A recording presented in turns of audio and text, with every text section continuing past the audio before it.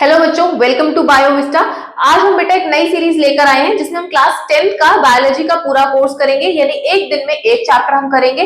ठीक है, ये आईसीएसई वालों को तो देखना ही देखना है, अगर सीबीएसई वाले भी चाहें तो उनके लिए भी बहुत इंपॉर्टेंट हो सकता है, ताकि आपको आगे के लिए नॉलेज मिल जाए। क्योंकि सीबीएसई में इतना ज्यादा डेप्थ दिया नहीं होता, आईसीएसई में बहुत ज्यादा डेप्थ है। और क्लास 10 के बोर्ड आने से पहले पहले बेटा हमें ये सारे चैप्टर्स कंप्लीट कर मिल रहे हैं। सबसे पहले जो हम चैप्टर आज शुरू करने जा रहे हैं वो है बेटा ह्यूमन एवोल्यूशन। एवोल्यूशन ही क्यों चुना बेटा हमने? क्योंकि लोगों को लगता है कि चैप्टर सिर्फ रीड करने वाला है और हमें बहुत जल्दी समझ में आ जाता है, बट एक्चुअल में नहीं बेटा।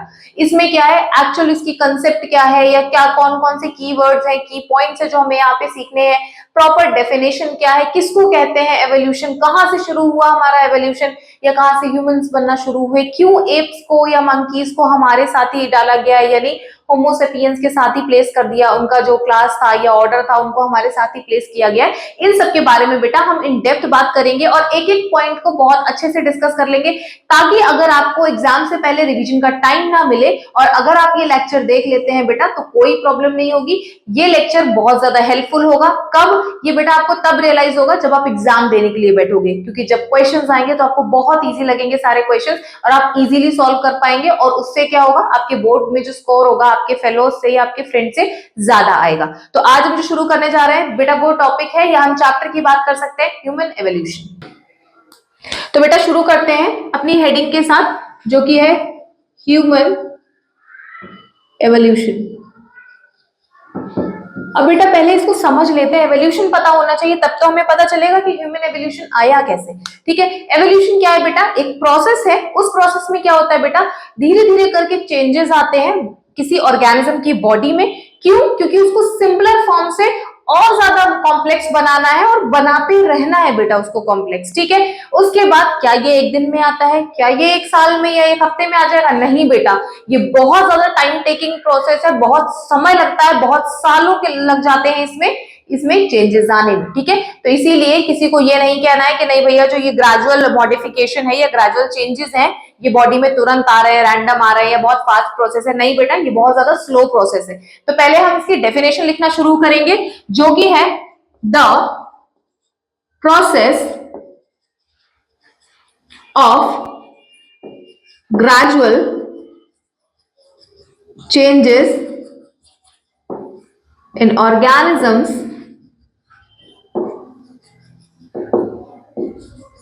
to form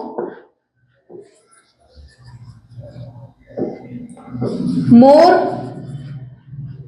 and more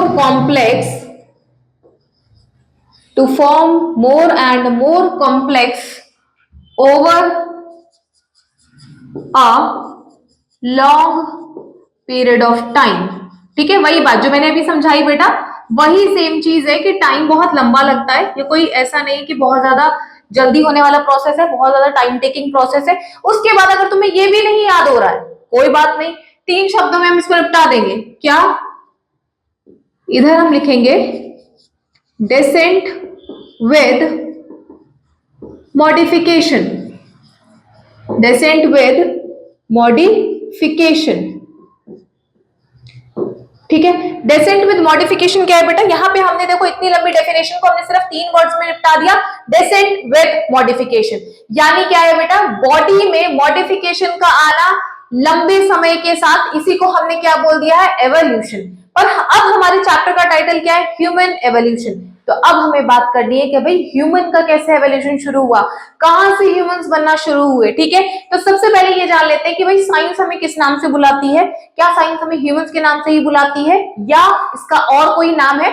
तो बेटा अगर मैं अपने साइंटिफिक नाम की बात करूं, यानी साइंटिफिक नेम ऑफ ह्यूमन, अगर ह्यूमन के साइंटिफिक नेम की बात करूं बेटा तो मुझे क्या बोला जाएगा? मुझे क्या, सारे ह्यूमंस को क्या बोला जाएगा? होमो सेपियंस। ठीक है, क्या बोला जाएगा? होमो सेपियंस। ठीक है, अब यहां पे देखो होमो सेपियंस बेटा ये होगा आपका जीनस नेम। ठीक है, और ये होगा आपका स्पीशीज नेम। ठीक है, जीनस है आपका होमो और स्पीशीज है सेपियंस। अब नहीं समझ में आ रहा है तो ध्यान से सुनो।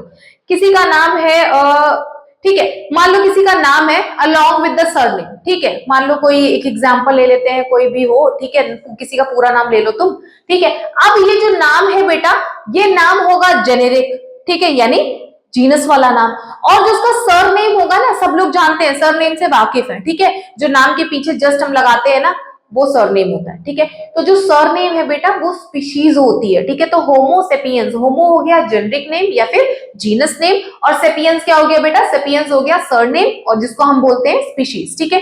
इतनी चीज समझ में आई। अब हम आगे बढ़ते हैं कि भाई हम किस ऑर्डर में रखे गए हैं, क्या ऑर्डर है हमारा, तो ऑर्डर है बेटा हमारा प्राइमेट, ठीक है। क्या होते हैं प्राइमेट, प्राइमेट जिसको ना समझ में आए यहां पे देख लो बेटा, प्राइमेट पहला for grasping they use hands and legs, ठीक है।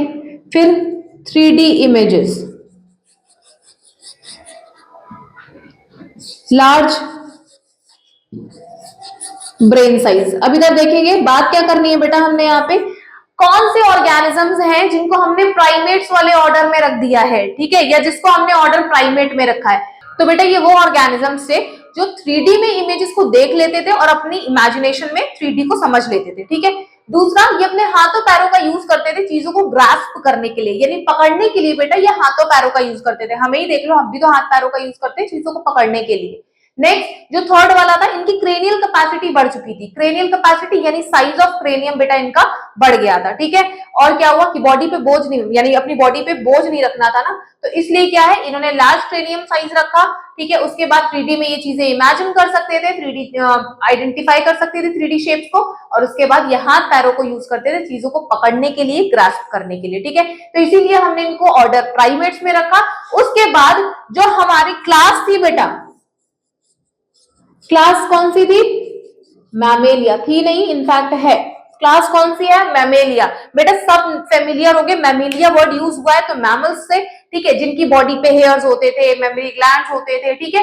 इसीलिए हमने ह्यूमंस को किस में रख लिया बेटा, क्योंकि हमारी मम्मियां लैक्टेट कराती है ना हमें, तो हम मैमल्स में है, हमारी बॉडी पे हेयर्स है ना, तो हम मैमल्स में आ रहे हैं बेटा, ठीक है। तो एक तो हमें मैमल्स में रखा गया, और कौन थे जो मैमल्स में रखे गए बेटा, मैमल्स में और रखे गए, एक तो ह्यूमन बींग्स थे, और कौन से, क्योंकि आपकी बुक में बेटा ये नाम मेंशन है, कौन से रहे होंगे, एप्स की बात की गई है बेटा, एंड किसकी बात की गई है, मंकीज की, ठीक है। इनको भी बेटा इसी में रखा गया है, ठीक है, क्योंकि बेसिकली दो नाम आपके में ये मेंशन है, इसीलिए मैंने यहाँ पे लिखा, और हम तो इसका पार्ट है ही है, क्योंकि हम ह्यूमन एवोल्यूशन में पढ़ रहे हैं, तो हमें क्लियर होना चाहिए कि इतनी चीज जो हमने पढ़ी है वो हमारे बारे में ही कही जा रही है। इवन एप्स और मंकीज को भी ह्यूमन एवोल्यूशन में देखा गया। अभी हम बात करेंगे कि भाई एप्स जो है वो हमारे एंसेस्टर्स रह चुके हैं, यानी हमारे पूर्वज रह चुके हैं। तो चलो अब हम बात करते हैं हमारे नेक्स्ट टॉपिक पे। चलो बेटा अब बात करते हैं कि एवोल्यूशन शुरू कब हुआ। तो एवोल्यूशन आज से शुरू हुआ 5 मिलियन ईयर्स अगो, ठीक है। अगर हम 5 मिलियन ईयर से पहले की बात करें बेटा, तो क्या हुआ था, separation between humans and apps started, ठीक है। तो ये तो हमें समय पता चल गया बेटा कि कब सेपरेशन शुरू हुआ है।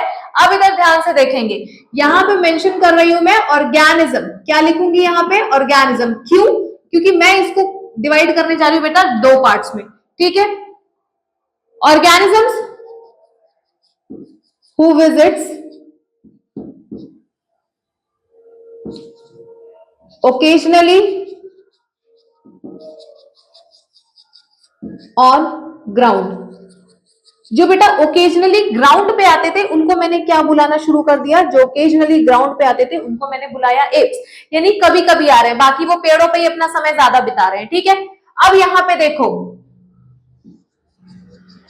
who properly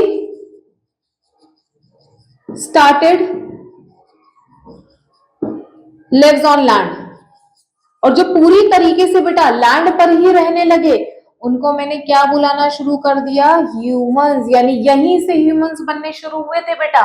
ठीक है, सबसे पहले मैंने यहीं से देख लिया डिफरेंशिएट करके कि भाई जो कभी कभी आ रहे हैं ग्राउंड पे उनको मैंने एप्स बुलाना शुरू कर दिया, और जो प्रॉपर्ली ग्राउंड पे ही रहना शुरू कर दिए हैं उनको मैंने क्या बोला, उनको मैंने बोल दिया ह्यूमंस। ठीक है, अब यहाँ पे देख लेते हैं कि एक्चुअली में होता क्या था। देखो जो ये वाले थे बेटा, इनके क्या थे, hands and legs equal in size. ठीक है, कैसे थे, इनके हाथ और पैर बेटा क्या थे, इक्वल इन साइज।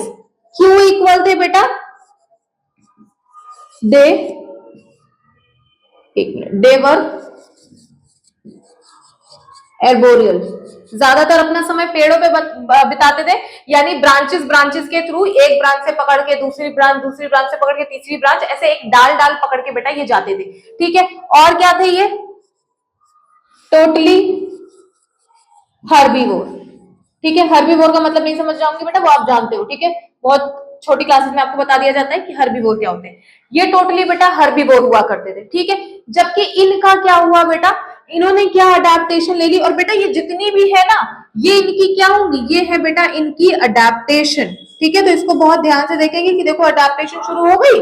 ठीक है, अब आगे बात करते हैं ह्यूमंस में। ठीक है, ह्यूमंस में क्या शुरू हुआ बेटा, बायपेडलिज्म। क्या शुरू हो गया, बायपेडलिज्म, यानी दोनों पैरों का यूज करने लगे वो चलने के लिए। ठीक है, तो लोकोमोशन कैसे हुई उनकी बेटा, क्योंकि उन्होंने दोनों पैर का यूज कर लिया एक जगह से दूसरी जगह जाने के लिए। ठीक है, बाय का मतलब समझ गए, टू, पेडलिज्म का मतलब क्या होता है बेटा, पैर, फीट। ठीक है, तो वो अपने दोनों फीट का यूज किस लिए करने लगे, कि भाई एक जगह से दूसरी जगह जाने के लिए। ठीक है, ये बात कर ली।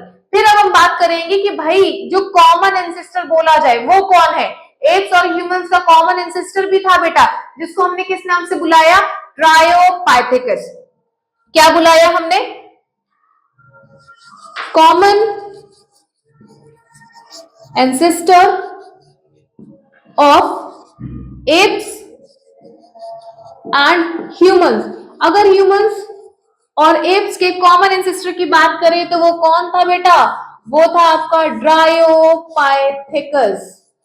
ठीक है, ड्रायोपाइथेकस ये कॉमन एंसेस्टर था बेटा, किसका, एप्स का और ह्यूमंस का। ठीक है, अब ऐसा बेटा इनके पास क्या था, इनकी कैरेक्टरिस्टिक क्या थी, एक तो बेटा ये कैसे थे, एर्बोरियल थे। ठीक है, एर्बोरियल मतलब पेड़ों पे रहने वाले। ठीक है, एर्बोरियल थे। उसके बाद इनके कैनायंस कैसे होते थे बेटा, इनके कैनायंस जो थे बेटा वो थे लार्ज।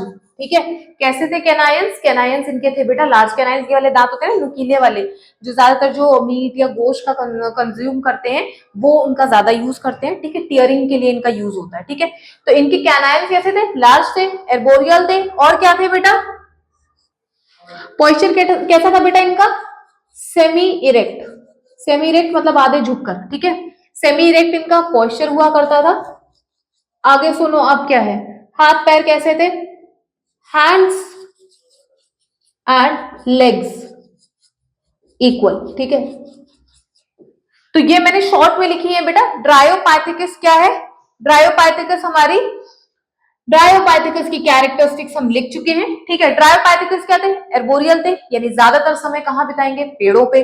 ठीक है, उसके बाद कैनायंस लार्ज थे, वेम्पायर वाले दांत सुने होंगे ना, देखे भी होंगे मूवीज में, बस वही समझ लो, कैनायंस जैसे, कैनायंस इनके लार्ज हुआ करते थे, वेम्पायर जैसे। नेक्स्ट में है सेमी इरेक्ट, मतलब इनका जो पोस्चर होता था बेटा वो आधे झुककर चलते थे, और क्या है, हाथ पैर इक्वल इन साइज है। बेटा अभी हम डिस्कस कर चुके हैं कि ये ब्रांचेस ब्रांचेस पे जाते थे ना, एक से दूसरी, दूसरी से तीसरी, इसलिए बेटा इनकी जो अडेप्टेशन थी वो कैसी थी कि भाई इनके हाथ पैर कैसे होने लगे, इक्वल इन साइज। तो ये हमने इक्वल इन साइज बोल लो, इक्वल इन लेंथ बोल लो, ये सारी बात सेम है। ठीक है, अब हम बात करेंगे एक दूसरे की, यहां तो हमने बात कर ली ड्रायोपाइथेकस की। अब बेटा आएगा हमारा कौन, अब आएगा हमारा रामापाइथेकस, तो हम उसके बारे में बात करेंगे। अब हम बात करेंगे बेटा अपने रामापाइथेकस की। रामापाइथेकस बेटा इसके बारे में एक चीज देख लेते हैं, रामापाइथेकस और जो हमारे थे दूसरे ड्रायोपाइथेकस, एक तो बेटा एग्जिस्टेड एट सेम टाइम, एक तो सेम टाइम पे एग्जिस्ट कर रहे थे। पहले तो इस चीज को याद रखना है, सेम टाइम पे एग्जिस्ट कर रहे थे, ठीक है, क्योंकि इनकी स्पीशीज बची हुई थी, सेम टाइम पे एग्जिस्ट कर गए। कौन कौन से? रामापाइथेकस एंड ड्रायोपाइथेकस। आए ड्रायोपाइथेकस पहले थे बेटा, बट ये एक टाइम ऐसा आया जो दोनों एक साथ एग्जिस्ट करने लगे, ठीक है। पहले हमने बात की ड्रायोपाइथेकस के बारे में और अब हमने बात की रामापाइथेकस के बारे में। एक तो सेम टाइम पे एग्जिस्ट कर रहे थे, दूसरा यहाँ पे क्या था बेटा, ये दूसरे एक दूसरे के क्या थे, ये एक दूसरे के थे कंटेम्पररीज। कंटेम्पररीज क्या होते हैं? कंटेम्पररीज का मतलब है बेटा कंपैटिटर्स, एक दूसरे के कंपटीशन में लगे रहते थे। मान लो जैसे मैं हूं और मेरा कोई दूसरा क्लासमेट है, तो एक दूसरे के हम क्या होंगे? कंटेम्पररीज होंगे ना, सेम फील्ड के हैं, ठीक है। तो आपस में जो कंपटीशन लगेगा उनको हमने बोला है कंटेम्पररीज। तो यहाँ पे कंटेम्पररीज कौन थे? रामापाइथेकस एंड ड्रायोपाइथेकस, ठीक है बेटा, और सेम टाइम पे एग्जिस्ट कर रहे थे। अब हम बात करेंगे कैरेक्टरिस्टिक्स ऑफ रामापाइथेकस। कैरेक्टरिस्टिक्स ऑफ रामापाइथेकस, ठीक है। रामापाइथेकस एक्चुअल में थे कौन बेटा? रामापाइथेकस एक्चुअल में कौन थे? मोस्टली मैन लाइक प्राइमेट्स थे। मैन लाइक प्राइमेट्स यानी ह्यूमंस की तरह दिखने वाले प्राइमेट्स थे ये, ठीक है। एक चीज अब यहां से कैरेक्टरिस्टिक लिखना शुरू करेंगे। पहला क्या था बेटा? ओल्डेस्ट मैन्स एंसेस्टर, ठीक है, इनको ओल्डेस्ट मैन का एंसेस्टर यानी ह्यूमन का एंसेस्टर माना गया। Next, man like feeding habits, man like feeding habits with few teeth and jaw, ठीक है। इनकी जो फीडिंग हैबिट भी थी बेटा वो कैसी थी? ह्यूमन जैसी लगने लगी। क्यों? क्योंकि ये अपने थोड़े जो इनके दांत थे उनसे इन्होंने फीडिंग हैबिट शुरू की, थोड़े से दांतों के साथ और अपने जॉ के साथ, ठीक है। अब आते हैं नेक्स्ट पे, अर्ली या इसको ऐसे लिखते हैं considered, considered as early man like primates, ठीक है। इनको कैसा प्राइमेट्स माना गया? अर्ली मैन के बारे में हम बात करते हैं ना बेटा, तो अर्ली मैन की जो बात करने की शुरुआत हुई थी बेटा वो यही रामापाइथेकस से हुई थी। यानी अर्ली मैन के बारे में आप जब भी बात करोगे यानी आप इनडायरेक्टली किसके बारे में बात कर रहे हो? रामापाइथेकस के बारे में, ठीक है। इतनी चीजें समझ में आई। और इनको क्या बोला गया था? इनको बोला गया एंसेस्टर्स ऑफ मैन। बेटा एंसेस्टर ऑफ मैन हो चुका है, हम यहाँ ऊपर लिख चुके हैं। यहाँ पे अब लिखना है कि भाई इन्होंने सीधा चलना शुरू कर दिया था, ठीक है। सो दे वॉक्ड इरेक्ट, ठीक है, सीधा चलना शुरू किया यहां से इन्होंने। अब देखो, अब वो कैरेक्टरिस्टिक बेटा हम यहाँ पे लिखेंगे। बेसिकली कैरेक्टरिस्टिक कौन से हमें यहाँ पे लिखने? जहां पे प्रॉपर एप से अब इंसान ह्यूमन मतलब ह्यूमन बनने लगा, इंसान बनने लगा, ठीक है। तो वो कैरेक्टरिस्टिक्स के लिए हम नेक्स्ट से शुरू करेंगे बेटा, क्योंकि यहाँ इतना स्पेस हमारे पास नहीं। अब बात करते हैं बेटा हम कि एप से क्या कन्वर्जन होने लगा बेटा? अब एप से ह्यूमन बनना शुरू हुआ, ठीक है। एप से ह्यूमन बनना शुरू हुआ। अब कुछ तो हुआ होगा, कुछ तो चेंजेस हुए होंगे जिससे हमने ये डिफरेंशिएट करना शुरू कर दिया कि भाई एप से ह्यूमन बनना यहाँ पे स्टार्ट हो चुका है, ठीक है। पहली बात करेंगे, यहाँ पे क्या स्टार्ट हो गया बेटा? यहाँ पे बाय पेडल हो गए। वो कैसे हो गए? बाय पेडल, यानी चलने के लिए दोनों पैर का यूज करने लगेंगे। अभी मैंने एक वर्ड किया चलने के लिए, यानी कि लोकोमोशन होने लगी इनमें बेटा, ठीक है। इसकी बात हम ऑलरेडी कर चुके हैं, लोकोमोशन हो गई।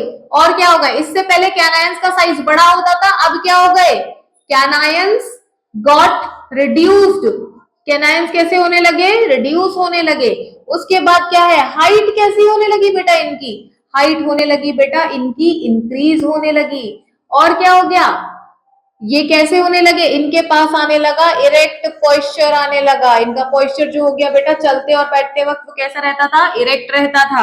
उसके बाद अगर हम आगे बात करें तो क्या हो गया? इनके पास चिन डेवलपमेंट हो गया, ठीक है। चिन आने लगा, क्लियरली विजिबल होने लगा। उसके बाद क्या था? एक तो बेटा फॉरहेड एंड आईब्राउज, ठीक है, फॉरहेड एंड आईब्राउज रिजेस, ठीक है बेटा। अब क्या हुआ यहाँ पे कि इन्होंने क्या, फॉरहेड और आईब्रो पे ना क्लियरली विजिबिलिटी आने लगी, ठीक है, डिफरेंशिएट होने लगा, एक बाउंड्री जैसी दिखने लगी, ठीक है। यहाँ पे हमने क्या क्या देखा है? अभी ध्यान से देख लो। लोकोमोशन देख लिया, बायपेडल हो गए, कैनायंस कम होने लगे, हाइट इंक्रीज हो गई, ठीक है, स्पेलिंग गलत हो गई मेरी, हाइट इंक्रीज की, ठीक है, हाइट इंक्रीज हो गई, पोस्चर कैसा हो गया, इरेक्ट होने लगा, चिन का डेवलपमेंट हो गया, फॉरहेड हो गया, और क्या हो गया बेटा, यहाँ पे आईब्राउज रिजेस होने लगी, यानी बाउंड्री बनाने लगी स्पेशली। फिर क्या हो गया, क्रेनियल कैपेसिटी, क्रेनियल कैपेसिटी बेटा कैसी हो गई, क्रेनियल कैपेसिटी हो गई इंक्रीज, और क्या रिड्यूस हो गया, हेयर्स ऑन, या सीधा लिख दो, हेयर्स गॉट रिड्यूस्ड, हेयर भी कैसे होने लगे, कम होने लगे बेटा। ठीक है, हेयर्स कैसे होने लगे, कम होने लगे, किस पे हो गए, hair got reduced on the body. ठीक है, बॉडी पे हेयर्स होने लगे कम। अब देखो, इतने कैरेक्टरिस्टिक्स ने ये तो बता दिया, इतने चेंजेस ने, इतने मॉडिफिकेशंस ने ये तो बता दिया कि भाई यहाँ पे एप से ह्यूमन बनने शुरू हुए। ठीक है, अब बात करते हैं place of origin of man, कहाँ पे प्लेस, कौन सी जगह से सबसे पहले पता चला कि भैया एवोल्यूशन शुरू हुआ है, यानी क्या लिखोगे, place of origin of man. तो सबसे पहले कहां पे पता चलना शुरू हुआ बेटा, ये पता चलना शुरू हुआ एशिया से। ठीक है, एशिया में भी कहां कहां अगर देखा जाए बेटा, एक तो हो गया आपका चाइना, ठीक है, आपकी बुक्स में, कुछ बुक्स में दिया हुआ है जावा, जावा किसे कहते हैं बेटा, जावा हो गया इंडोनेशिया के लिए, जिसको आज आप इंडोनेशिया बुलाते हो। ठीक है, जावा हो गया इंडोनेशिया के लिए। उसकी बात हम आगे करेंगे, और कहां मिले, इंडिया में मिल गए। ठीक है बेटा, इतनी चीजें क्लियर रखनी है, क्या क्या बात की, एशिया में और कहां कहां मिले, चाइना में, जावा को और क्या बुला सकते हो, इंडोनेशिया, और इसको क्या बुलाओगे, इंडिया। ठीक है, इंडिया में भी मिलना शुरू हुआ। ठीक है, यहाँ पे फिर मैं स्पेलिंग खा गई, मुझे लग ही रहा था कुछ छोटी स्पेलिंग लग रही है। ठीक है, इंडोनेशिया और इंडिया में मिलना शुरू हुए। अब देखो, यहां से तो पता चला कि भैया ठीक है, ओरिजिन यहाँ से शुरू हुआ था। ठीक है, यहाँ से एवोल्यूशन शुरू हो गया, पर अभी भी अगर हम कहें ओल्डेस्ट फॉसिल किसको बोला गया, ओल्डेस्ट फॉसिल हमें किसका देखने के लिए मिला बेटा, तो ओल्डेस्ट फॉसिल जो हमें देखने के लिए मिला था वो किसका था, सिंपल, जिसके बारे में हमने पहले बात की थी, यानी मुझे देखने के लिए मिला ड्रायोपाइथेकस का। ठीक है, ड्रायोपाइथेकस का सबसे ज्यादा ओल्डेस्ट फॉसिल बोला गया था बेटा। ठीक है, अब हम धीरे धीरे बात करेंगे, अब हम देखो एवोल्यूशन से हम आगे आते जा रहे हैं, अब हम बात करेंगे कि भाई जो हमने यहाँ पे पॉइंट किया है ना, ये वाला क्रेनियल कैपेसिटी कहाँ गई, इसका। ठीक है, क्रेनियल कैपेसिटी के बारे में बात करेंगे। ठीक है, आगे और भी एंसेस्टर्स आए बेटा हमारे। ठीक है, तो यहाँ पे हमें क्या बात करनी कि भाई क्रेनियल कैपेसिटी कितनी बड़ी, कैसे बढ़ी, और किसमें ज्यादा देखने को मिली, किसमें कम देखने को मिली। तो यहाँ पे बेटा हम क्या करेंगे, अब हम जा रहे हैं एक टेबल ड्रॉ करने, जिसमें हमारे सारे एंसेस्टर्स होंगे, कैसे कौन सबसे पहले आया, फिर सेकंड, फिर थर्ड, कैसे कैसे सीक्वेंस वाइज क्रेनियल कैपेसिटी बढ़ी बेटा, अब हम वो देखेंगे। चलो बेटा, अब बात करते हैं क्रेनियल कैपेसिटीज की। ठीक है, तो यहाँ पे पहले मेंशन करेंगे ह्यूमन एंसेस्टर्स। ठीक है, और इधर हम क्या मेंशन करेंगे, जस्ट इसके सामने इसकी cranial capacities, cranial capacities, capacities CITIES, CITIES, cranial capacities in CC में बात करेंगे, इंजन के बारे में बात नहीं करनी था, इन क्यूबिक सेंटीमीटर। ठीक है, अब इधर देखो, पहले हम एक जगह नाम मेंशन करेंगे अपने एंसेस्टर्स के, उसके बाद उनकी क्रेनियल कैपेसिटी लिखना शुरू करेंगे। ठीक है, पहले वाला बेटा जो हमारा एंसेस्टर है कौन सा था, जिसके बारे में हमने बात की थी, ड्रायोपाइथेकस। ठीक है, ड्रायोपाइथेकस। सेकंड हमने किसके बारे में बात की थी, सुना हुआ नाम है ये भी, रामापाइथेकस। उसके बाद थर्ड वाला अब कौन है बेटा, यहां से आपको नए नाम सुनने के लिए मिलेंगे, ऑस्ट्रेलोपाइथेकस। ठीक है, उसके बाद कौन आया, ऑस्ट्रेलोपाइथेकस के बाद मेरे पास चौथा आया, जिसका नाम था होमो हेबिलस, होमो हेबिलिस। उसके बाद कौन सा आया, होमो इरेक्टस। उसके बाद किसकी बात करेंगे हम, निएंडरथल,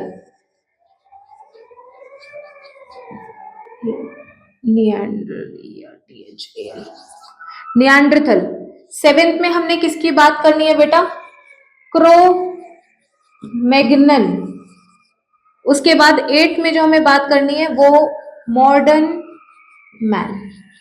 तो पहले तो यहाँ पे एंसेस्टर्स को याद कर लेना है, कौन कौन से एंसेस्टर्स है मेरे, यहाँ पे मेरे पास 8 एंसेस्टर्स के बारे में मैंने बात की है। कौन कौन सा, 2 से हम ऑलरेडी फेमिलियर थे, कौन कौन से, पहला था ड्रायोपाइथेकस, दूसरा है रामापाइथेकस, थर्ड है ऑस्ट्रेलोपाइथेकस, फोर्थ है होमो हेबिलिस, नेक्स्ट है होमो इरेक्टस, जो 6 वाला है निएंडरथल।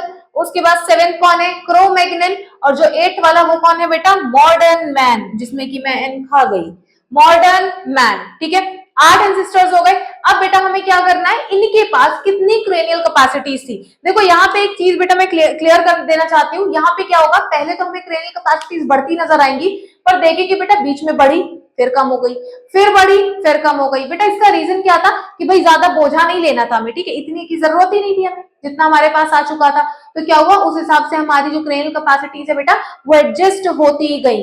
ठीक है, जो पहले क्रेनियल कैपेसिटी थी वो कितनी थी, इसको ब्लू से लिखेंगे ताकि समझ में आ जाए। पहली क्रेनियल कैपेसिटी कितनी थी बेटा, 325 से जो थी वो थी 500। ठीक है, जो हमारे किस में थी, ड्रायोपैथिकस में। अब अगर हम रामापैथिकस में बात करें तो क्रेनियल कैपेसिटी बेटा चेंज नहीं हुई, यहाँ क्रेनियल कैपेसिटी ड्रायोपैथिकस की तरह ही सेम रही। यानी कितनी रही, 325 टू 500। यहां देखो बेटा, यहां सेम रही। अब हम क्या बात करेंगे, यहां पे बात होगी बेटा 450 टू 600 हो गई। ठीक है, अब यहां देखो बढ़ती हुई नजर आई, अभी देखो और बढ़ेगी। यहाँ पे कितना हो गया आपका, यहाँ हो गया 650 टू 800, बढ़ गई क्रेनियल कैपेसिटी, कितनी हो गई 650 टू 800। अब देखो और आगे बढ़ेगी, 750 से कितनी हो गई, यहाँ पे देखो थोड़ी सी कम आई 750 से, पर इधर देखो रैंडम चेंज 1100। ठीक है, 1100 हो गई। अब इधर देखना 1100 से अब क्या और आगे जाएगी, बिल्कुल जाएगी बेटा। अब यहाँ पे हो गई 1300 से 1600 पे आ गई, बढ़ गई। यहाँ पे किसमें बढ़ी, निएंडरथल में बढ़ गई। अभी देखो निएंडरथल में और आगे बढ़ गई, किसमें, क्रो-मैग्नन में। क्रो-मैग्नन में कितनी हो गई बेटा, 1660 हो गई। क्रो-मैग्नन में कितनी हुई, 1660। बट अभी देखो वापस से कम हो जाएगी, कैसे, अभी हमने यहाँ पे क्या देखा था, 1300 टू 1600 देखा था। वापस आ जाओ, यानी जितना निएंडरथल के पास था अब उतना ही मॉडर्न मैन के पास है। यानी कितना हो गया, 1300 टू 1600, जिसमें कि अगर मैं एवरेज की बात करूं तो एवरेज कितना होगा बेटा, एवरेज होगा आपका 1460। एवरेज कितना है, 1450। एवरेज कितना है इसमें बेटा, 1450। दोबारा देखो, ड्रायोपैथिकस की जो क्रेनियल कैपेसिटी थी बेटा वो थी 325 टू 500। क्या मेरी इसमें रामापैथिकस में चेंज हुई, नहीं हुई, सेम रही। रामापैथिकस में कितनी, 325 टू 500। तो बढ़ी कहां, बढ़ना शुरू हुआ ऑस्ट्रेलोपैथिकस से, यानी 450 टू 600 की मैंने बात की। उसके बाद होमो हेबिलिस पे आ जाओ, यहां भी बढ़ी, 650 टू 800 हो गई बेटा। अब और बढ़ेगी किसमें, होमो इरेक्टस में। होमो इरेक्टस में कितनी हो गई, 750 टू 1100। अभी और बढ़ी किसमें, निएंडरथल में।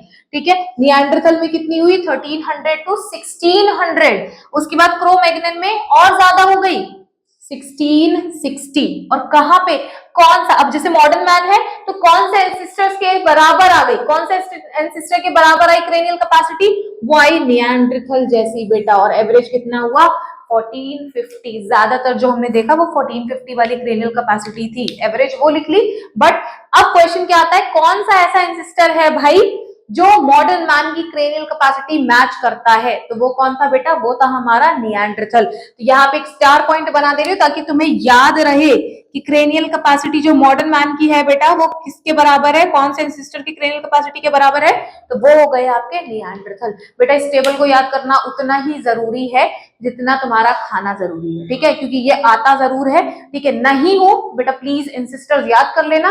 और अगर पूछा जाए कि क्रेनियल कैपेसिटी जो मॉडर्न मैन के पास है और कौन से एंसेस्टर के पास सेम थी, तो आप बताओगे निएंडरथल के पास। ठीक है, इतनी चीज तो आपको करनी है। अब हम आगे बात करेंगे अपना, अभी लैमार्क के साथ हम शुरू करेंगे। उससे पहले हम कुछ टर्म्स देखेंगे कि एवोल्यूशन टर्म किसने दिया, या descent with descent with modification किसने दिया। ठीक है, ये सारे टर्म्स के पहले बारे में हम बात करेंगे क्योंकि इस पे क्वेश्चन बनता है और ये इंपॉर्टेंट है। उसके बाद हम आगे बढ़ेंगे लैमार्किज्म पे और डॉर्फिज्म पे। चलो बेटा, अब यहाँ पहले हम कुछ इंपॉर्टेंट पॉइंट्स करेंगे, सम इंपॉर्टेंट पॉइंट्स जो आपसे पूछ लिए जाते हैं बेटा, ठीक है, या पॉइंट्स टू बी रिमेम्बर, जैसा समझ में है वैसा बोल लो। सुनो, यहाँ पे एवोल्यूशन टर्म देने वाले कौन थे, इतना चैप्टर पढ़ रहे हैं तो कम से कम ये तो पता होना चाहिए कि एवोल्यूशन टर्म किसने दिया। एवोल्यूशन टर्म कॉइन्ड बाय, ठीक है, कौन थे बेटा, उनका नाम जो था बेटा वो कौन थे, हर्बर्ट स्पेंसर। क्या नाम था उनका? Herbert Spencer. यही जनाब थे बेटा जिन्होंने आपका ये टर्म कॉइन किया था एवोल्यूशन वाला। ठीक है, अब आ जाओ, अभी भी ये टर्म पढ़ के हम हटे हैं। डेसेंट विद मॉडिफिकेशन किसने डिफाइन किया बेटा? ये डिफाइन करने वाले जो थे वो बेटा, अभी मैंने गलती से बोल दिया था ना, डॉर्फिज्म। डॉर्फिज्म नहीं, डार्विनिज्म था, स्लिप ऑफ टंग हो गया।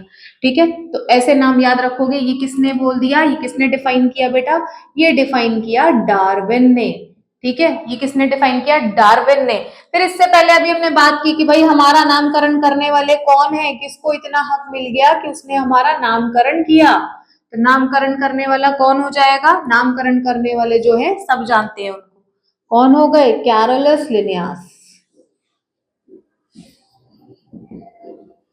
Carolus Linnaeus. तो बेटा ये तीन चीजें तो आपको याद रखनी है। एवोल्यूशन टर्म कॉइन किसने किया? वो टर्म कॉइन किया है हर्बर्ट स्पेंसर ने। फिर अभी हम पढ़ के आ रहे हैं डेसेंट विद मॉडिफिकेशन किसने डिफाइन किया? वो डिफाइन करने वाले और कोई नहीं, डार्विन थे, जिनके बारे में अभी हम और थोड़ा सा देखेंगे कि उन्होंने भी एवोल्यूशन की थ्योरीज दी थी। उसके बाद हम बात करेंगे कि भाई और कौन था जिसने हमारा नामकरण कर दिया, हमें बता दिया कि साइंटिफिकली तुमको हम होमो सेपियंस बुलाएंगे। ये और कोई नहीं बेटा, कैरोलस लिनियस थे। ठीक है, अब देखो आगे की बात करते हैं बेटा, थ्योरीज ऑफ एवोल्यूशन। वैसे तो बेटा देखो बहुत सारी थ्योरीज आई, ठीक है, बट यहां पे तुमको दो थ्योरीज के बारे में मेन बात करनी है जो तुम्हारी बुक में दिया है। एक है लेमार्किज्म, ठीक है, और दूसरे कौन से बेटा? लेमार्किज्म के बाद कौन है अभी जिनके बारे में हम बात करके हटे हैं? डार्विनिज्म। ठीक है, लेमार्किज्म, लेमार्किज्म और डार्विनिज्म। ठीक है, डार्विनिज्म, लेमार्किज्म एंड डार्विनिज्म। ठीक है, इन दो की। अब इन्होंने जो थ्योरी दी थी वो कौन सी दी थी बेटा?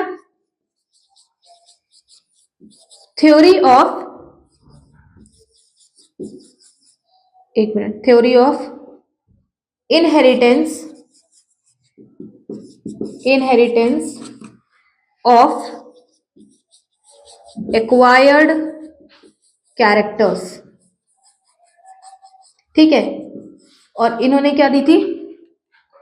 इनकी कौन सी थ्योरी थी बेटा? Theory of natural selection. ठीक है, अब यहां पे इन्होंने बात क्या की बेटा? जो लेमार्किज्म में बात हुई थी, यानी लेमार्क ने क्या बात की?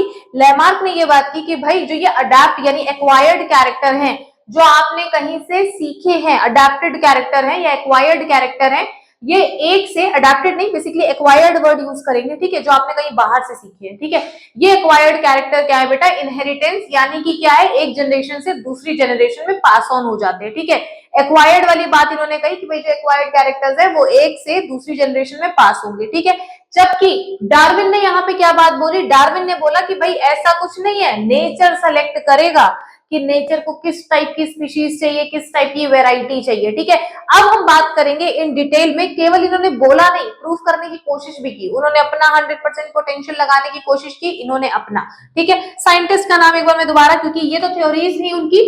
ये कौन से साइंटिस्ट थे? इनको हमने बोला लेमार्क। ठीक है, और ये कौन से साइंटिस्ट रहे? ये रहे डार्विन।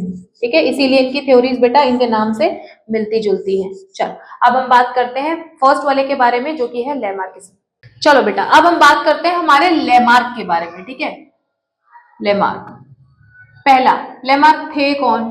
ठीक है, तो बेटा ये थे फ्रेंच बायोलॉजिस्ट। ठीक है, फ्रेंच बायोलॉजिस्ट थे।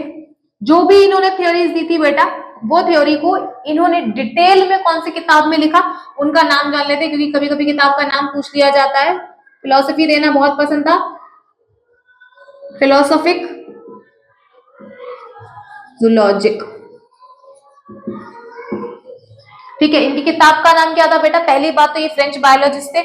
इन्होंने जो भी थ्योरीज दी थी वो थ्योरीज को बेटा डिटेल में किसमें लिखा? उनकी किताब थी एक। ठीक है, उस किताब का नाम क्या था बेटा? फिलोसोफिक जूलॉजिक। ठीक है, फिलोसोफिक जूलॉजिक। ठीक है, जूलॉजिक। अब बात करते हैं कि इन्होंने क्या फैक्टर्स लिए। ठीक है, पहले हम बात करेंगे अपने फैक्टर्स के लिए।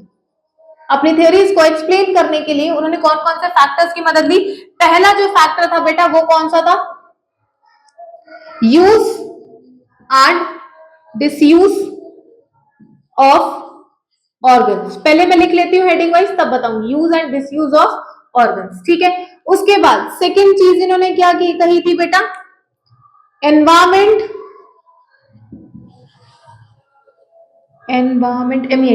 Environment changes and new needs. जब एनवायरमेंट चेंज होगा तो कुछ नई स्ट्रक्चर्स बनेंगे, ठीक है, इनडायरेक्टली भी बता रही हूँ। नेक्स्ट थर्ड वाला क्या रहेगा, इन्होंने कहा कि जो एक्वायर्ड कैरेक्टर्स होंगे वो एक जनरेशन से दूसरी जनरेशन में पास होंगे, जिनकी मेन थ्योरी थी, ठीक है। Inheritance of acquired characters, inheritance of acquired characters, ठीक है। उसके बाद इन्होंने एग्जाम्पल्स किस किस के दिए वो भी सुन लो, क्योंकि सब साथ में मैं डिस्कस करती चलूंगी। एग्जाम्पल्स जो इन्होंने दिए थे बेटा, वो किसका दिया, एक एग्जाम्पल दिया था लॉन्ग, फर्स्ट नंबर मेंशन कर लो पहले, लॉन्ग फीट, लॉन्ग फोरलिम्स लिख लो, long neck and forelimbs in giraffe, ठीक है, इन जिराफ। नेक्स्ट इन्होंने क्या बात कही थी बेटा, वेस्टिजियल ऑर्गन्स, ठीक है, vestigial organs in humans. Humans में इन्होंने वेस्टिजियल ऑर्गन्स की बात कही थी बेटा। अब देखो कौन कौन से वेस्टिजियल ऑर्गन की बात करनी है बेटा, आप आपको यहाँ पे 3 वेस्टिजियल ऑर्गन्स की बात करनी है। एक तो हो गया आपका क्या, वर्मीफॉर्म अपेंडिक्स, ठीक है, फिर हो जाएगा आपका लार्ज या मूवमेंट ऑफ ईयर पिन्ना लिख लो, movement of pinna, movement of pinna. और नेक्स्ट क्या है बेटा, विजडम टीथ के बारे में बात करेंगे। विजडम टीथ एक्चुअल में बेटा क्या है आपका, थर्ड मोलर है। विजडम टीथ क्या होगा, थर्ड मोलर। अब इधर ध्यान से सुनेंगे, लैमार्क ने बस बेटा इतनी बात हमें याद करनी है लैमार्क के बारे में, क्या फ्रेंच बायोलॉजिस्ट थे, उन्होंने जो भी थ्योरी दी बेटा उसको इन डिटेल अपनी किताब में लिखा। किताब का नाम क्या था बेटा, फिलोसॉफिक जूलॉजिक, ठीक है। अब बात करते हैं, लैमार्क का कहना था कि उन्होंने जिन फैक्टर्स पे अपनी थ्योरी बताई थी, पहले उन्होंने वो बोला, फैक्टर्स कौन कौन से थे, use and disuse of organs. बेटा अल्टीमेटली बात कर रहे हैं वेस्टिजियल ऑर्गन्स के बारे में। वेस्टिजियल ऑर्गन्स क्या होते हैं, वेस्टिजियल ऑर्गन्स होते हैं बेटा कि जब आपको उनका काम था तब तक वो आपके पास प्रेजेंट थे, फंक्शनल थे, ठीक है, बट आज की डेट में वो प्रेजेंट तो है बट फंक्शनल नहीं है, उनका कोई काम नहीं रह गया बेटा, ठीक है, उनसे हमारी बॉडी कोई काम नहीं ले रही है, ऐसी वेल्ले पड़े हुए हैं, ठीक है। तो बेटा उनको बोला है वेस्टिजियल ऑर्गन। अभी हम इन डिटेल बात करेंगे वेस्टिजियल ऑर्गन्स के बारे में, क्योंकि लैमार्क ने इसके बारे में बात की थी, ठीक है। Use and disuse of organs की क्या बात कही, वही वेस्टिजियल ऑर्गन्स के बारे में इन्होंने पूरी चीजें निपटा डाली इसमें। नेक्स्ट में बोला environment changes and new needs. इनका कहना यह था बेटा कि जैसे जैसे एनवायरमेंट चेंज होगा वैसे वैसे एनिमल्स में कुछ नए स्ट्रक्चर्स बनने लगेंगे, नई डिजायर्स बनेंगी और उनकी कुछ नई नीड्स आएंगी। यानी जैसा एनवायरमेंट चेंज होगा बॉडी उसके अकॉर्डिंग अडेप्ट करने के लिए तैयार होने लगेगी, ठीक है। इसी को बोला न्यू नीड्स, न्यू डिजायर्स। और जब न्यू नीड्स और न्यू डिजायर्स आएंगे बेटा तो कुछ नए स्ट्रक्चर्स भी बॉडी में बनना शुरू होंगे। नेक्स्ट में उन्होंने क्या बात की, लास्ट वाले में इनहेरिटेंस ऑफ एक्वायर्ड कैरेक्टर्स। उन्होंने क्या कहा बेटा कि ये जो कैरेक्टर्स आ रहे हैं, ठीक है, जो बाहर से कैरेक्टर है जो हमने सीखे हैं, एक्वायर्ड कैरेक्टर्स हैं, तो बेटा जो ये एक्वायर्ड और अडेप्टेड कैरेक्टर्स हैं ये एक पेरेंट से बच्चे में पास ऑन होंगे। इनहेरिटेंस का मतलब क्या होता है, characters which are passing from the parents to the offspring, ठीक है, जो एक पेरेंट से बच्चे में पास हो जाएंगे। यानी उनका थर्ड वाले में कहना था कि जितनी भी एक्वायर्ड कैरेक्टर है, जितने भी तुमने सीखे हुए कैरेक्टर्स हैं, अडैप्ट किए हुए कैरेक्टर्स हैं बेटा, वो सब पेरेंट से बच्चे में जाएंगे ही जाएंगे, ठीक है। अब सुनो, यहां तो हमने बात कर ली उनके फैक्टर्स की। अब एग्जाम्पल की बात करें बेटा तो एग्जाम्पल कौन से, यहाँ पे उन्होंने 2 एग्जाम्पल के साथ समझाया था। क्या समझाया, पहला वाला उन्होंने क्या समझाया long neck and forelimbs in giraffe. ठीक है, अब इसकी कहानी क्या सुनते हैं बेटा। जब पहले जिराफ के एंसेस्टर्स हुआ करते थे तो क्या था बेटा, तब उनके पास ग्रासलैंड थे, यानी कि क्या है, जमीन पे ही घास उग जाती थी और उनकी भी कुछ ऐसी पैर होते थे, नेक होती थी जैसे हॉर्स की हो गई या डियर की हो गई। ठीक है, अब क्या हुआ बेटा, जब क्लाइमेट में चेंज आया, जब वेदर में चेंज आया बेटा, तो अब ये ग्रासलैंड गायब होने लगे। जब ये ग्रासलैंड गायब होने लगे और ग्रासलैंड को रिप्लेस करने वाले कौन आए, ग्रासलैंड को रिप्लेस करने वाले आए, यानी घास को रिप्लेस करने वाले कौन आ गए बेटा, अब लंबी लंबी हाइट के पेड़ आ गए। ठीक है, अब जो बेचारे एंसेस्टर्स थे वो तो मर गए। ठीक है, बचे ही नहीं, क्यों, क्योंकि उनको तो घास खाने की आदत थी ना, बेचारे वो पहुंचते कैसे। ठीक है, अब क्या हुआ, उनके पास कोई ऑप्शन तो रहा नहीं लंबी हाइट के पेड़ के अलावा। धीरे धीरे क्या हुआ बेटा कि जिराफ जो है बेटा, उन्होंने अपनी गर्दन को स्ट्रेच करना शुरू कर दिया। गर्दन में जब स्ट्रेच किया बेटा, उन्होंने अपने पैरों को भी स्ट्रेच करना शुरू कर दिया। जैसे हमारे साथ होता है ना, कोई हमारी चीज हाइट से ऊंची होती है तो हम इसे उचकने लगते हैं ना, अपनी हाइट बढ़ाने की कोशिश करते हैं, ऐसे ही बेटा उन्होंने करना शुरू किया। लैमार्क के अकॉर्डिंग क्या हुआ कि धीरे धीरे करके बेटा ये जनरेशन में पास ऑन होता गया और अल्टीमेटली क्या हुआ कि एक टाइम ऐसा आया कि जिराफ की जो गर्दन थी बेटा वो लंबी होती चली गई अलोंग विद द फॉरलिम्स, यानी कि गर्दन की तो जो हाइट थी वो बड़ी ही बड़ी, जो उनके फॉरलिम्स की यानी पैरों की भी जो हाइट थी बेटा वो बढ़ गई। और जब नई वाली प्रोजेनी जो हमने देखी थी, यानी अब जो जिराफ आए थे वो कैसे थे, लंबी गर्दन वाले और लंबे फॉरलिम्स वाले, आगे के जो पैर होते थे या जो हम पैरों की बात करें जिराफ की, वो लंबे होते थे बेटा। ठीक है, अब फर्स्ट वाला एग्जांपल हमने समझ लिया। अब आते हैं वेस्टिजियल ऑर्गन, जो यहाँ से उन्होंने जो एक्सप्लेन करने की कोशिश की थी, use and disuse of organs. ठीक है, वेस्टिजियल ऑर्गन्स मैं बता चुकी हूँ, वो जो अब हमारे में नॉन फंक्शनल है, बस ऐसे वेल्ले पड़े हुए हैं। ठीक है, इसमें भी तीन तरह के अगर एग्जाम्पल पूछा जाए तो एग्जाम्पल तीन तरह के दिए थे। पहला था बेटा वर्मी फॉर्म अपेंडिक्स। देखो पहले क्या है बेटा, घास फूस खा लेते थे। ठीक, अब सबको पता है प्लांट की जो सेल वॉल होती है, यानी प्लांट सेल की जो सेल वॉल होती है वो सेल्यूलोज की बनी होती है। ठीक है, सेल्यूलोज को डाइजेस्ट करने के लिए बेटा इसी वर्मी फॉर्म अपेंडिक्स में कुछ बैक्टीरियाज पड़े होते थे, यानी हम उनको बोल सकते हैं सेल्यूलोज डाइजेस्टिंग बैक्टीरियाज। बेटा यही सेल्यूलोज डाइजेस्टिंग बैक्टीरियाज पहले फंक्शनल थे, क्योंकि हम चीजें ऐसी खाते थे, घास फूस पेड़ पौधे। ठीक है, अब हम नहीं खाते हैं तो बेटा ये सेल्यूलोज बैक्टीरिया जो है धीरे धीरे करके सेल्यूलोज डाइजेस्टिंग बैक्टीरिया भी क्या होते गए, एक्सटिंक्ट होते गए, खत्म होते गए, और अब केवल और केवल वर्मी फॉर्म अपेंडिक्स हमारे पास रह गया है जो नॉन फंक्शनल है। पहली बात हो गई वर्मी फॉर्म अपेंडिक्स की। अब आते हैं अपने पिन्ना की बात।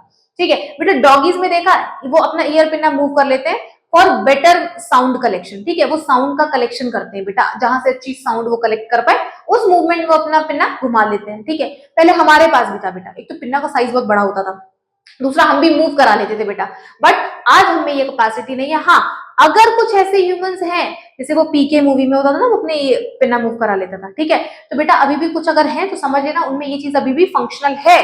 ठीक है, उनके एंसेस्टर से अभी भी ये चीज उनको फंक्शनल मिल रही है, बट हमें नहीं होता है बेटा। ठीक है, मोस्टली ह्यूमंस अब ऐसा नहीं कर पाते, तो हमारे लिए क्या है, ये पिन्ना की मूवमेंट भी कैसी हो गई बेटा, वेस्टिजियल हो गई। अब आते हैं थर्ड वाले पे। थर्ड वाला कौन है बेटा, थर्ड मोलर की बात करने जा रहे हैं हम। ठीक है, जिसका नाम होता है विजडम टीथ, कुछ लोग इसको अकल की दाढ़ भी बोल देते हैं, विजडम टीथ। ठीक है, अब बेटा ये विजडम टीथ क्या है, पहले हम बहुत ना सख्त चीजें खाते थे, मान लो जड़े उखाड़ रहे हैं, बहुत टाइट टाइट चीजें खानी होती थी। ठीक है, तो हमें विजडम टीथ की रिक्वायरमेंट पड़ती थी, क्योंकि बहुत मजबूत माना जाता था बेटा इसको।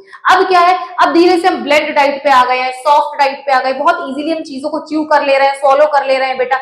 इस वजह से क्या है, अब धीरे धीरे क्या देखा जा रहा है कि बेटा विजडम टीथ भी एक्सटिंक्ट होने लगा है।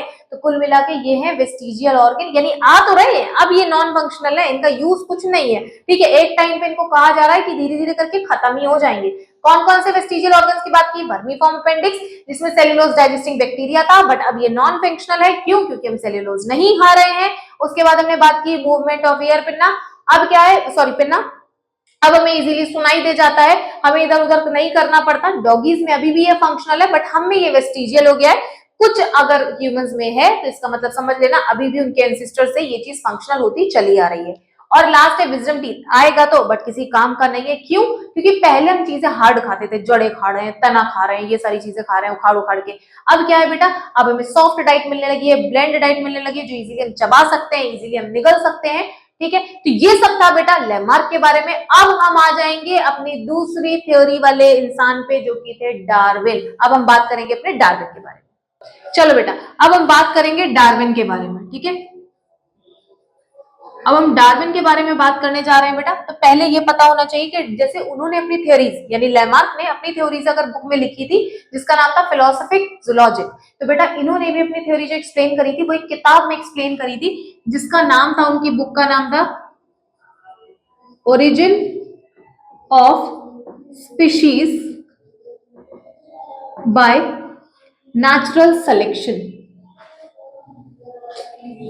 नेचुरल सिलेक्शन, ठीक है। इन्होंने क्या कहा था कि भाई नेचर सेलेक्ट करेगा, जिस टाइप की स्पीशीज बनेगी वो नेचर सेलेक्ट करने वाला है कि भाई कौन सी रहेगी, कौन सी स्पीशीज रहेगी और कौन सी जाएगी, ठीक है। अब हम बात करेंगे कि इन्होंने कौन कौन से फैक्टर्स लिए, बुक का नाम हमने देख लिया है। अब इन्होंने अपनी थ्योरीज को साबित करने के लिए कौन कौन से फैक्टर्स लिए वो देखते हैं। पहला फैक्टर बेटा जो रहा वो रहा over production. Over production. Next वाले पे जो हम बात करेंगे बेटा वो कौन था, existence, sorry struggle for existence. Struggle for existence, यानी अगर आपको रहना है तो आपको स्ट्रगल तो करना पड़ेगा। थर्ड वाले में क्या है, वेरिएशन। थर्ड वाला कौन सा रहा बेटा, थर्ड वाला रहेगा वेरिएशन। और फोर्थ वाला रहेगा survival for the fittest. Survival for the fittest. अब यहां पे एग्जाम्पल्स कौन से लिए बेटा इन्होंने, एग्जाम्पल्स जो आपके आए हैं वो कौन कौन से आए हैं, evolution in long neck of giraffe. एक तो इन्होंने बेटा ये वाली बात कर ली। उसके बाद इन्होंने क्या बात की, उसके बाद जो इन्होंने बात की है सेकंड वाले एग्जाम्पल की। यहां पे मैंने फर्स्ट एग्जाम्पल लिख देती हूं, ये वाला फर्स्ट एग्जाम्पल है। सेकंड क्या था, अडेप्टेशन इन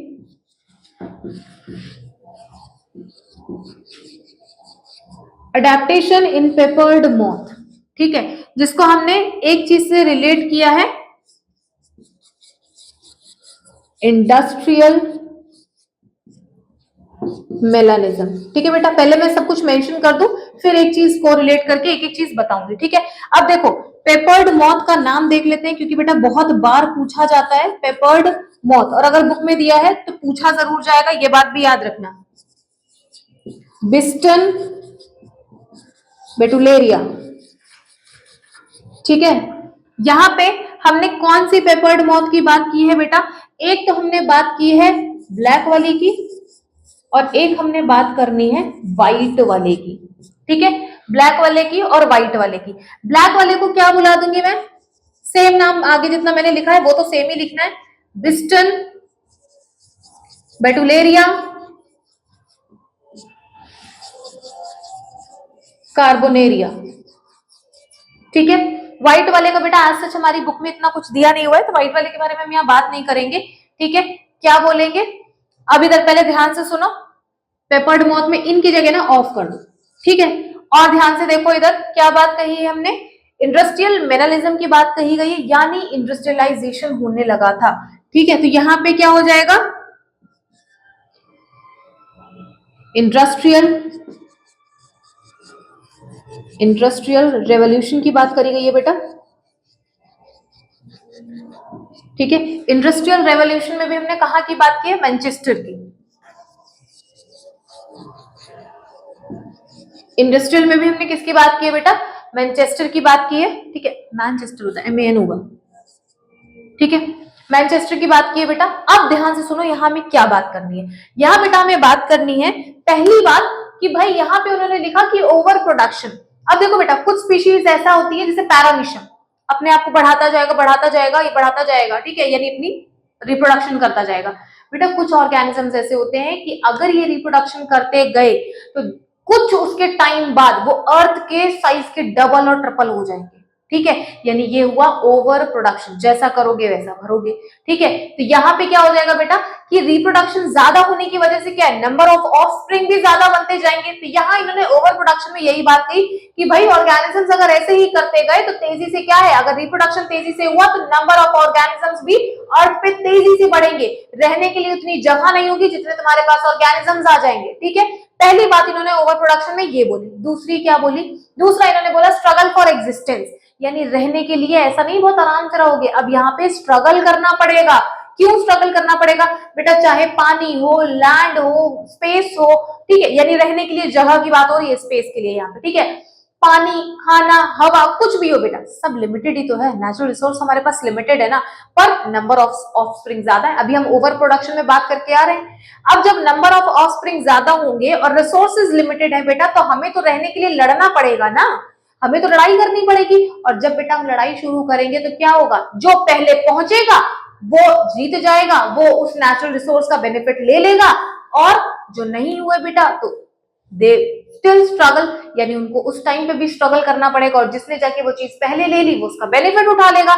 ये है स्ट्रगल फॉर एग्जिस्टेंस, यानी तुम अगर पैदा हो गए हो तो आराम से नहीं रह सकते, अभी भी तुम्हें रिसोर्सेज पाने के लिए उसके लिए स्ट्रगल करना पड़ेगा, यानी पहले पहुंचना पड़ेगा। जैसे रेस होती है ना, जो पहले पहुंचा वो जीत गया, फिर उसको कैश प्राइज मिलता है, ट्रॉफी, मेडल जो भी मिलता है, तो वो उसकी अचीवमेंट है। यहाँ पे क्या अचीवमेंट है बेटा?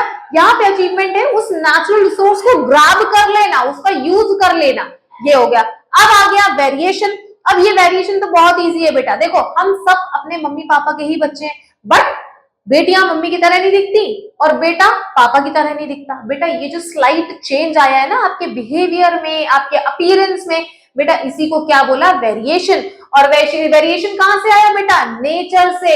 नेचर जो है बेटा वो वेरिएशन को प्रमोट करता है कि भाई मुझे नहीं चाहिए हीरा ठाकुर जैसे लोग, मुझे क्या चाहिए कि बेटा धीरे धीरे करके मैं अपना धीरे धीरे वेरिएशन लाऊं, और कभी भी सेम शक्ल ना हो, थोड़ा थोड़ा डिफरेंस हो उनके बिहेवियर में, थोड़ा डिफरेंस हो उनके स्ट्रक्चर में, थोड़ा सा डिफरेंस हो उनके अपीयरेंस में। तो ये हो गया वेरिएशन। अब मैं बात करूंगी लास्ट वाले की, सर्वाइवल फॉर द फिटेस्ट। जो फिट है वो रहेगा, जो फिट नहीं है वो इस दुनिया से चला जाएगा। फॉर एग्जाम्पल कैमल के बारे में सबने जाना होगा, क्योंकि उसको क्या बोलते हैं? Ship of desert. बट उसके पास क्या नहीं होगा? कैसे उसकी बॉडी अडेप्ट करेगी रहने के लिए एक डेजर्ट में? जैसे कि उसके पास लॉन्ग आई लैशेज होंगी, उससे क्या होगा कि भाई जब भी डस्ट स्टॉर्म आएगा तो वो आई लैशेज क्या है, जल्दी से उसको बचा लेंगी, उसकी आईज को प्रोटेक्ट कर लेंगी। दूसरा एग्जाम्पल बताती हूँ, दूसरा इसी में क्या होगा? उसके पास स्वेट ग्लैंड्स नहीं होते। क्यों नहीं होते बेटा? अगर उसके पास स्वेट ग्लैंड्स होंगे तो उसकी बॉडी का जो पानी है वो तो इवेपोरेट हो जाएगा और बॉडी हो जाएगी डिहाइड्रेट, यानी उस टाइम पे क्या है, वो सरवाइव नहीं कर पाएगा। तो अगर किसी स्पीशीज को सरवाइव करना है, किसी ऑर्गेनिज्म को सरवाइव करना है, तो उसको अपनी बॉडी में चेंजेस लाने पड़ेंगे, वेरिएशन लाने पड़ेंगे, अडेप्टेबिलिटी दिखानी पड़ेगी, अदरवाइज वो सरवाइव नहीं कर सकता। जो फिट है वही सरवाइव करेगा, जो अपने अंदर मॉडिफिकेशन ले आया है वही केवल सरवाइव कर पाएगा। अब आगे सुनो, एग्जांपल्स उन्होंने कौन कौन सी बात की। पहला है evolution in long neck of giraffe. अब उन्होंने क्या बोला कि भाई अभी तक हमने लेमार्क में क्या बात की थी कि सिर्फ पहले ना छोटी हाइट वाले हुआ करते थे, बड़ी हाइट वाले नहीं थे। अब इन्होंने क्या बोल दिया डार्विन ने कि दोनों सेम टाइम पे एग्जिस्ट करते थे, दोनों का सेम टाइम पे एग्जिस्ट रहे, यानी जो छोटी हाइट वाले थे वो भी थे उस टाइम पे और जो लंबी नेक वाले थे वो भी थे, लंबी नेक वाले और शॉर्ट नेक वाले दोनों टाइप के थे। तो अब प्रॉब्लम कहाँ पे आई बेटा? जब दोनों ही एग्जिस्ट कर रहे हैं, प्रॉब्लम वहां आई जब ग्रास लैंड खत्म होने लगे, डिसअपियर होने लगे। अब बेचारे शॉर्ट वालों के पास तो कोई रास्ता बचा नहीं, भूखे मर गए, तो बचे लंबी नेक वाले, और लंबी नेक वाले इजीली पहुंच गए पेड़ तक खाने पीने के लिए बेटा, इसीलिए लंबी नेक वाले आज तक अडेप्ट कर पाए, आज तक सर्वाइवल फॉर द फिटेस्ट है, और जो शॉर्ट नेक वाले थे बेटा वो इस दुनिया से चले गए। अब दूसरा देखते हैं एग्जाम्पल पेपर्ड मॉथ का। पेपर्ड मॉथ का नाम क्या है बेटा? पेपर्ड मॉथ का नाम है बिस्टन बेटुलोरिया, ठीक है, ये उसका नाम है। अगर ब्लैक वाले में सेम लिख देना बिस्टन बेटुलोरिया, बस क्या कर देना है बेटा? कार्बोनेरिया, कार्बन काला होता है ना, ब्लैक वाली के लिए ऐसे याद कर लेना कार्बन काला, तो यहाँ होगा कार्बोनेरिया, ठीक है। व्हाइट वाले का ऐसा हमारी बुक में इसका कोई नाम दिया नहीं है तो हम करेंगे नहीं। अब क्या हुआ बेटा, जब इंडस्ट्रियल रेवोल्यूशन आना शुरू हुआ, ठीक है, मैनचेस्टर में हुआ, जैसे कौन सा हुआ था? 19th सेंचुरी से शुरू हुआ था बेटा, 19th सेंचुरी, ठीक है। 19th सेंचुरी में क्या हुआ, जब इंडस्ट्रियल रेवोल्यूशन आया बेटा, उस टाइम पे क्या है, इंडस्ट्रियलाइजेशन से पहले ना बेटा पोल्यूशन तो होता नहीं था, ये तो सबको पता है। जब पोल्यूशन नहीं होता था बेटा तो बहुत अच्छे से सब नेचर बढ़िया था, सब कुछ था। आपने सुना होगा लाइकन के बारे में, ठीक है। लाइकन क्या होता है? एल्गा और फंगस का ना बेटा एक बोल सकते हैं सिम्बायोसिस रिलेशनशिप होता है, जहां एक दूसरे को ये लोग बेनिफिट पहुंचाते हैं। बट लाइकन एक चीज का बहुत बढ़िया एग्जांपल है कि जहां पोल्यूशन वहां लाइकन नहीं, और जहां लाइकन वहां पोल्यूशन नहीं, ठीक है। तो तब तो था नहीं इंडस्ट्रियलाइजेशन, जब हुआ इंडस्ट्रियलाइजेशन तब क्या हुआ बेटा, उस टाइम पे लाइकन प्रेजेंट थे क्योंकि इतना पोल्यूशन नहीं हुआ। जैसे जैसे अब क्या हुआ, पेड़ों पे लाइकन उगना शुरू थे क्योंकि पोल्यूशन नहीं था। पेड़ों पे बेटा जब थे हमारे पास दो टाइप की मौत थी, व्हाइट और ब्लैक। तो उस टाइम पे क्या हुआ बेटा, ब्लैक मर जाती थी। क्यों? लाइकन में ना वो व्हाइट वाली जब पेड़ पे बैठ जाती थी तो वो दिखती नहीं थी, यानी कोई भी बर्ड उनको खा नहीं सकता था क्योंकि वो किसके साथ छुप जाती थी, लाइकन के साथ, यानी ये उनकी अडेप्टेबिलिटी थी, ठीक है। अब क्या हुआ बेटा, जैसे ही इंडस्ट्रियलाइजेशन बढ़ता गया, पोल्यूशन बढ़ता गया, अब धीरे धीरे क्या हुआ, अभी मैंने बात की ना कि पोल्यूशन है तो लाइकन नहीं मिलेगा, सेम हुआ। पोल्यूशन बढ़ा तो लाइकन गायब हो गया। जब लाइकन गायब हुआ यानी व्हाइट कलर गायब हो गया पेड़ों से।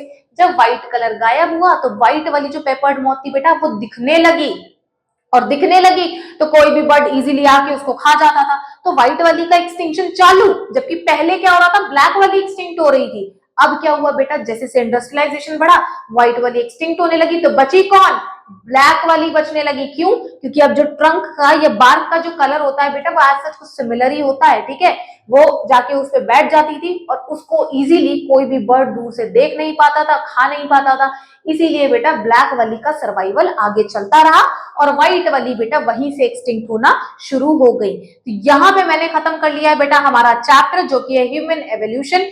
एक एक चीज इसके बाहर से कुछ भी नहीं आना, एक एक चीज हमने बहुत अच्छे से पढ़ ली है, यहाँ हमें सब समझ आ चुका है। और ये मेरी गारंटी है कि अगर इस बार एवोल्यूशन समझ में आ गया तो पेपर में कोई भी क्वेश्चन तुमको अटका नहीं सकता है। और अगर थोड़ी बहुत यहाँ साउंड का प्रॉब्लम हो रहा है क्योंकि मेरे आसपास कुछ फंक्शन चल रहा है, ठीक है, तो अगर थोड़ा बहुत साउंड का प्रॉब्लम है तो एडजस्ट करना। हमें साउंड से थोड़ी मतलब है, हमें तो पढ़ाई से मतलब है। और मेरी आवाज इतनी तो बुलंद है कि आ ही रही होगी, ठीक है, और मेरा माइक भी इतना खासा अच्छा है, ठीक है। तो हमें सिर्फ कॉन्सेंट्रेट किस पे करना है, चैप्टर को समझने पे, ठीक है। क्योंकि बेटा हमें चैप्टर समझना है, हमें आगे करियर पे फोकस करना है। क्यों फोकस करना है? क्योंकि हमें अपना एम अचीव करना है भाई, जो हमने गोल बनाया वो हमें करना है पूरा, ठीक है। तब तक के लिए गिव योर लव टू बायोविस्टा और ज्यादा से ज्यादा इस वीडियो को बेटा अपने दोस्तों के साथ शेयर करें ताकि ये जो एवोल्यूशन नाम की चीज है स्टार्टिंग से समझ में आ सके कि भाई एंसिस्टर कौन थे, कहां से एवोल्यूशन शुरू हुआ। बेटा ये बिल्कुल डेप्थ से था, तो अपने दोस्तों की भी मदद करें और आपको तो बेनिफिट इस चीज का मिल ही रहा है। Thank you.